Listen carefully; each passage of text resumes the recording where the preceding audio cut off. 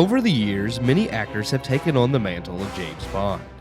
Spanning 6 decades and 27 films, the character is one of the most iconic in cinema, and there doesn't seem to be an end for the character in sight. However, while the character will live on, the tenure of those who portray him must inevitably come to an end. Beginning his run as Bond in 2006's Casino Royale, still considered one of the best films in the franchise, Daniel Craig has gone on to play the character in 5 films over 15 years. And while the quality of each film Craig has done may vary, it's safe to say his run as Bond has been the most consistent. Directed by Cary Joji Fukunaga, No Time to Die picks up some time after Bond and Madeleine Swann, played by Léa Seydoux, have driven off together at the end of Spectre.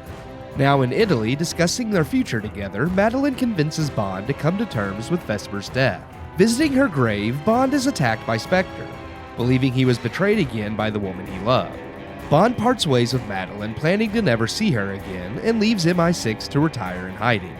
But when an enemy from Madeleine's past, connected to Blofeld, steals a bioweapon of mass destruction, Bond must reunite with Madeleine and come out of retirement to stop a global threat.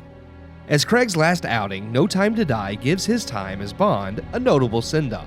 Previous films in the franchise have mostly maintained standalone stories, but Craig's time as Bond would mark a departure with more continuity between films.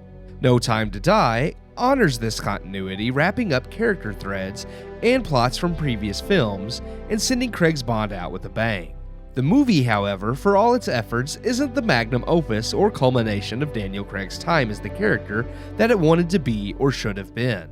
Yes, Fukunaga and the team behind No Time to Die do endeavor to give the character an epic send-off, as Eon Productions wraps Craig's tenure and sets off for a new era of Bond. But despite the 3-hour runtime and noticeable effort to wrap up previous threads from Craig's previous Bond films, the movie's massive scope doesn't hold up and ultimately just feels like another action spy film. Granted, a well-made one, but it doesn't feel like the culmination of Bond that it tries to be. Set pieces are hit or miss, with a few truly inspired fights, and others coming off as too conveniently solved. What made Craig's best outings work, and what makes any good Bond film in general, is the fact that no matter the situation, Bond was always thinking of a way out and utilizing his skills and prowess to make it happen, fighting till the bitter end. And this movie fails to utilize those skills to full effect. One of the strongest things going for Craig's tenure has also been its grounded nature. When his films stray away from the more realistic, such as Spectre did, it breaks the previously established world, pulling us out of the film. No Time to Die is not as guilty of this as Spectre, but has its share of moments.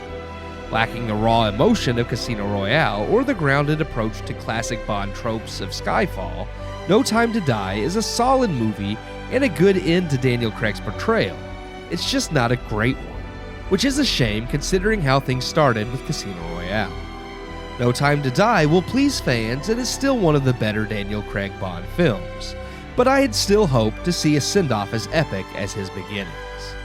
I give No Time to Die 3 out of 4 stars.